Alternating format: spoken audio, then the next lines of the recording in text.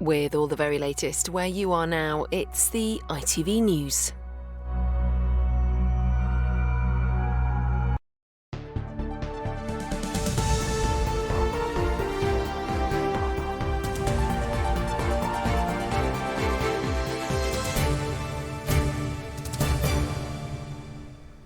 Good evening. MPs across the southwest are being contacted by the police to talk through their security after Essex MP Sir David Amess was stabbed to death in his constituency.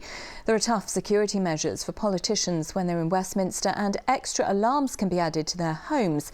However, they have little protection when out in their constituency. That is now under review. Doctors have told patients to keep getting PCR tests after tens of thousands of people were given the wrong results.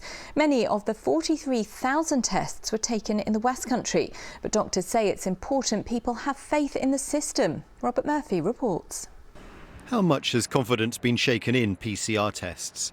This laboratory in Wolverhampton declared 44,000 positive results in the southwest were negative.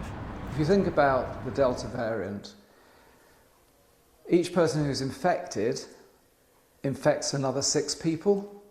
So you're talking about this error infecting 250,000 people who wouldn't potentially otherwise have been infected, because that 44,000 would have been self-isolating. So it spread to 250,000 people.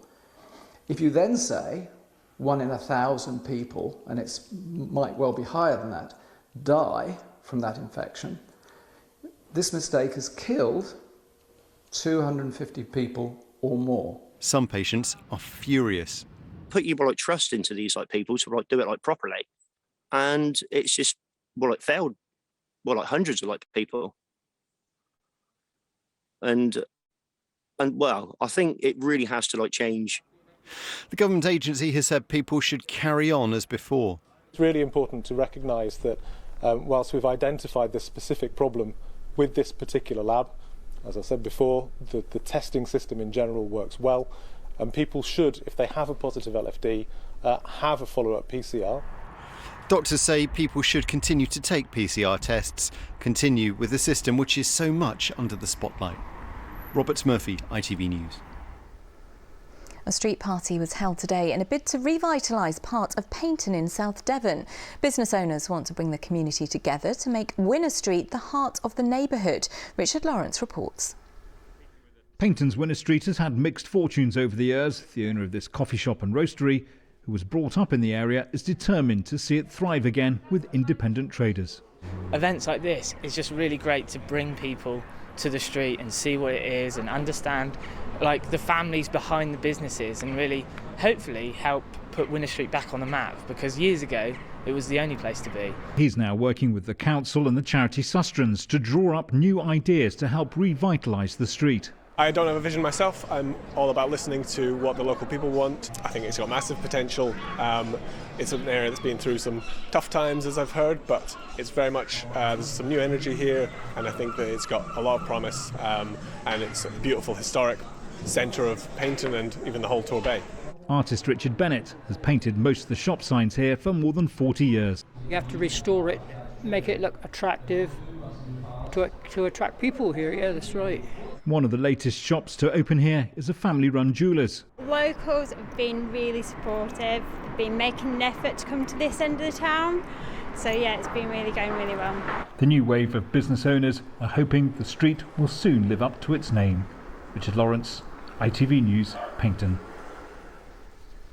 To sport now, and in rugby, Exeter Chiefs scored a narrow victory over Wasps this afternoon. Despite tries from Henry Slade and Facundo Cordero, Chiefs were trailing at the break. Johnny Hill's late try left the scores 27-23. And in football, table-topping Plymouth Argyle beat Oxford 3-1. In League Two, Exeter City drew with Newport, and all 3 of our sides face FA Cup replays after the final qualifying round. Torquay drew with Havant and Waterlooville, and a late Weymouth goal levelled the scores at Hewish Park. But all are in the hat for tomorrow afternoon's first round draw, which is live here on ITV. Weather time now, here's Philippa.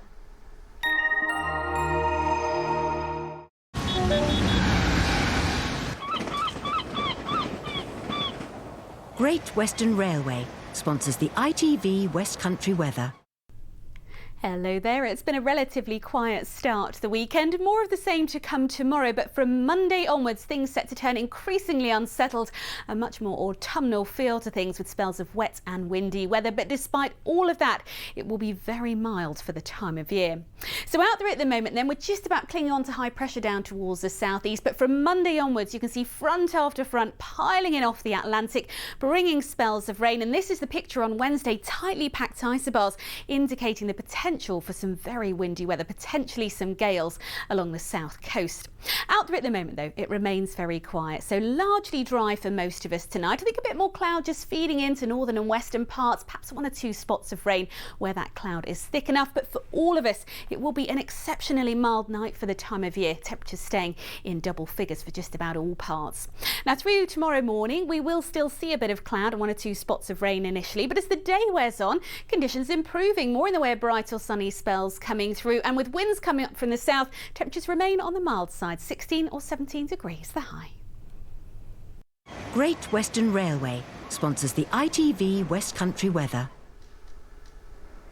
Thanks, Philippa. That is it from us this evening. I'll be back with your next update tomorrow evening at 10 to 7. Do join us then if you can. But until then, from all of us here, bye-bye for now.